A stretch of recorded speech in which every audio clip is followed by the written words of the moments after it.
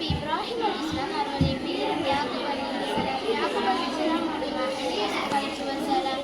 யூசுப் அலைஹிஸ்ஸலாம் அவருடைய தந்தை பெயர் யாக்கூப் அலைஹிஸ்ஸலாம். யாக்கூப் அலைஹிஸ்ஸலாமுக்கு 2 மனைவிகள். முதல் மனைவியோட பிள்ளைகள் தான் யூசுப் அலைஹிஸ்ஸலாமும் பின்யாமீனும். இரண்டாவது மனைவியோட பிள்ளைகள் தான் 10 பிள்ளைகள். இந்த 10 பிள்ளைகளும் யூசுப் அலைஹிஸ்ஸலாம் மீது பொறாமை கொண்டாங்க. யாக்கூப் அலைஹிஸ்ஸலாம் யூசுப் அலைஹிஸ்ஸலாம் மீது அதிகம் பாசம் வச்சிருக்கும் போது யூசுப் அலைஹிஸ்ஸலாம் அந்த 10 சகோதரர்களும் கோபம் கொண்டாங்க. யூசுப் அலைஹிஸ்ஸலாம் கண்ட கனவு. யூசுப் அலைஹிஸ்ஸலாம் சிறு வயதிலே 11 நட்சத்திரம், சூரியன், சந்திரன் அவங்களுக்கு சஜிதா செய்கிற மாதிரி கனவு கண்டாங்க. அந்த கனவை அவங்க தந்தையிடம் சொன்னாங்க. அந்த தந்தை சொன்னாங்க, அந்த கனவு உன் சகோதரிடம் சொல்லாத. ஆனால் இந்த கனவோட நிலை என்னன்னா, எதிர்காலத்தில் யூசுப் அலைஹிஸ்ஸலாம் அரசனாகவும் அவர் தாய் தந்தை 11 சகோதரர்களாகவும் இருந்தாங்க. இதனால் இந்த கனவை உன்னோட சகோதரிடம் சொல்லாதே என்று சொன்னாங்க.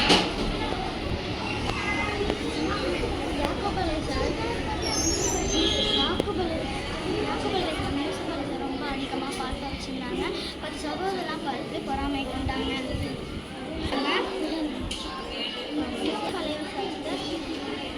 ஆழமான கிணறில் தண்ணி விட்டுரும் திட்டம் தீட்டினாங்க. யூசுப் அலைஹிஸ்ஸலாம் சந்தையில் விற்றுருவாங்க. அவங்க எஜிப்து நாட்டுக்கு போயிடுவாங்க. எஜிப்து நாட்டுக்கு போனால் அவங்க ஒரு எஜமான் விலைக்கு வாங்க வரப்பாங்க.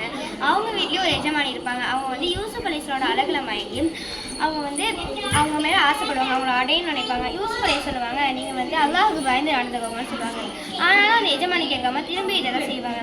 யூசுப் அலைஹிஸ்ஸலாம் அந்த எஜமானிட்டேருந்து தன்னை பாதுகாத்து கொண்டு இருப்பாங்க. வாசலை பார்த்து நடந்து போவாங்க. அப்போ அந்த எஜமானி யூசுப் அலைஹிஸ்ஸலாம் சட்டையை பின்னாடி பிடிச்சிருப்பாங்க. பின்னாடி பிடிச்சி இழுக்கிறதுல அவங்க பின்னாடி சட்டை கிழிஞ்சிரும்.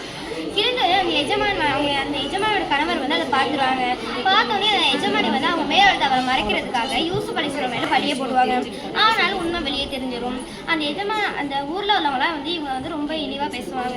இந்த விஷயம் எஜமானி தெரிஞ்சோன்னே எஜமானி எல்லாரையும் விருந்து கலைப்பாங்க. அந்த ஊரில் உள்ள பெண்கள்லாம் அந்த பெண்கள்லாம் அவங்க கையில் ஒரு ஆப்பிளையும் ஒரு கத்தியும் கொடுப்பாங்க. கொடுத்தோன்னே யூசுப் அலைஹிஸ்ஸலாம் இவங்க முன்னாடி வர சொல்லுவாங்க. வந்தோடனே அந்த பெண்கள்லாம் இவங்க அழகில் மயங்கி பழத்தா இருக்கிறதுக்கு பிறகு அவங்க வரல எடுத்துப்பாங்க. அப்போ அந்த பெண்கள்லாம் சொல்லுவாங்க, அல்லாஹ் மீது சத்தியமாக இவங்க மனிதர் அல்ல, இவங்க எல்லாரோட மனதையும் கவரக்கூடிய அழகு வாய்ந்த வானவத்தை விட வேறில்லை அப்படின்னு சொல்லுவாங்க. யூசுப் நபி சிறை வருகை. யூசுப் அலைஹிஸ்ஸலாமோட பிரார்த்தனையை அல்லாஹ் ஏற்று அவங்களை காப்பாற்றிடுவான். அவங்க தவறு செய்யாதவங்களும் முடிவாகிடுச்சு. ஆனாலும் அங்கே உள்ளவங்கெல்லாம் இவங்களை ஜெயிலில் போடணும் அப்படின்னு சொல்லுவாங்க. அதுபோல இவங்களை ஜெயிலையும் போட்டுருவாங்க. அங்கே இவங்களை போட்டோன்னே இவங்களோட 2 வாலிபவர்கள் இருப்பாங்க. அவங்களுக்கு ஒரு கனவு வரும். அவங்க யூசுப் அலைஹிஸ்ஸலாம் சொல்லுவாங்க, உங்களை பார்த்தா நல்லவங்க மாதிரி இருக்குது, உங்கள்ட்ட எங்களோட கனவு சொல்கிறோம், அதுக்கு விளக்கம் சொல்லுங்கள் அப்படின்னு சொல்லுவாங்க. முதலாவது உள்ள கனவு என்னன்னா, திராட்சை பிரதேசம் ஒருத்தவங்களுக்கு கொடுக்குற மாதிரி, இன்னொருத்தவங்களுக்கு ஒரு மனித தலையில் ரொட்டி இருக்கும், அதை கல்லுகளை கொத்தி திங்கிற மாதிரியும்.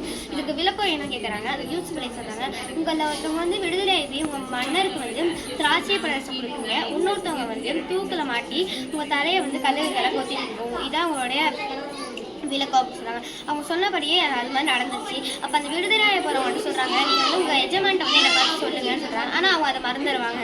விடுதலை ஆகிடுமே உங்கள் எஜமான்ட்ட என்னை பார்த்து சொல்லுன்னு சொல்கிறாங்க. ஆனால் அவங்க விடுதலை ஆகிடுமே சொல்ல மறந்துடுறாங்க. இதனால் யூசுப் நபி பல ஆண்டுகளாக சிறையில் நிலைமை ஆயிடுச்சு.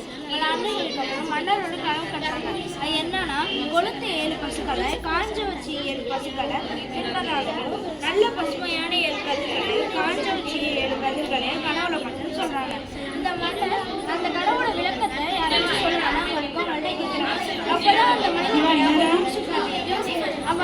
சொல்றாரு, எனக்கு இந்த சிறை காலத்துல அவர் இருக்காரு, அவங்களுக்கு இந்த கனவோட விளக்கத்தை சொல்றாங்க. அவங்களும் சிறைக்கு போறாங்க.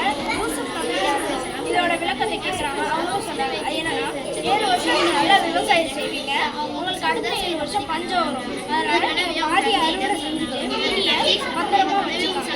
1 வருஷம் மழை பெய்யும், மனிதர்கள்லாம் திராட்சையோட பலவசத்தை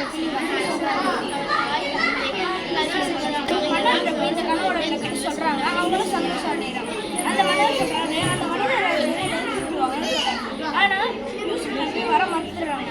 ஏன் அந்த பெண்கள் அவங்க கைவிரலை வெட்டினாங்க, அந்த யூசுப் இருந்துச்சு அதெல்லாம் நடந்துச்சு.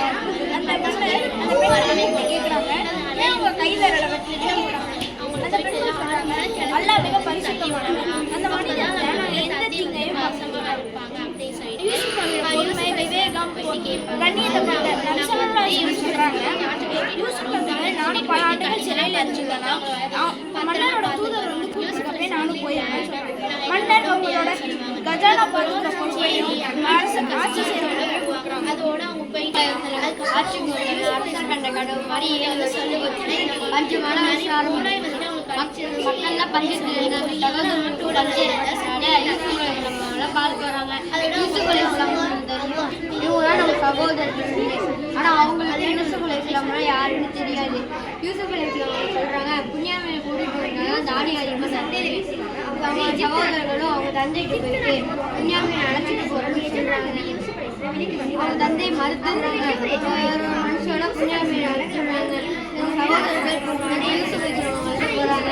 யூசுப் அலைஹிஸ்ஸலாம் புன்யாமினை மட்டும் தனியாக அழைச்சிட்டு போய் நான் தான் யூசுப் என்னோட கூட பிறந்த சகோதரன்னு சொல்கிறாங்க.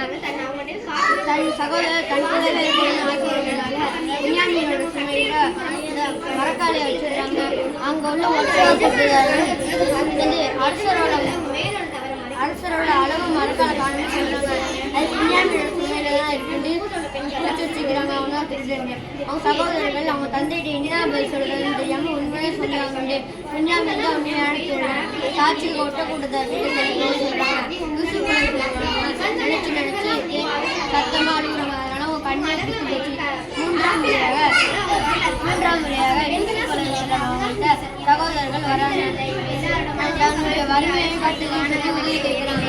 யூசுப் அலைஹிஸ்ஸலாம் அவங்க சொல்கிறாங்க, நீங்கள் அறியாமையில் இருக்கும்போது உங்கள் சகோதரர் யூசுஃபோட சகோதரர் என்ன பண்ணிட்டு தெரியுமா ஞாபகம் இருக்கான்னு கேட்குறாங்க. அதுக்கு சகோதரர்கள் ஆச்சரியப்பட்டு நீங்கள் தான் யூசுஃபான்னு கேட்குறாங்க. ஆமாம் நான் தான் யூசுப் அலைஹிஸ்ஸலாம். ஆமாம் தான் புன்யாமினிடம் கூறப்பட்டாக்குன்னு சொல்கிறாங்க. நிச்சயமாக அல்லாஹ் என் மீது பேரறிவித்திருக்கான். ஏனென்றால் நிச்சயமாக எவர் திருமணங்களை பயிற்சியாரோ அத்தகைய நன்மையை அவர்களின் கூலியை அல்லாஹ் வீணாக்கி விடுவதில்லை என்று சொல்கிறாங்க.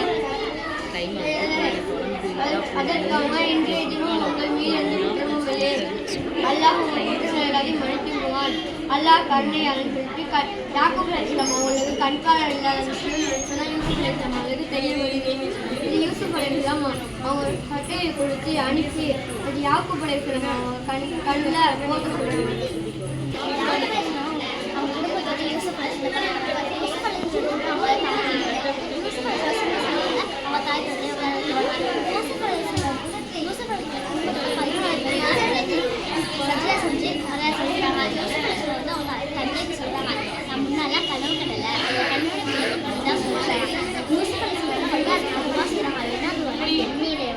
நிச்சயமாக நீ எனக்கு ஒரு ஆச்சரியம் இருக்காது. நீதான் படைத்த உண்மையிலும் மறுமையிலும் என்ன பாதுகாப்பு பண்ணிதான் மேலும் படிப்பதாகவே என்னையும் நீ தெரிவிச்சு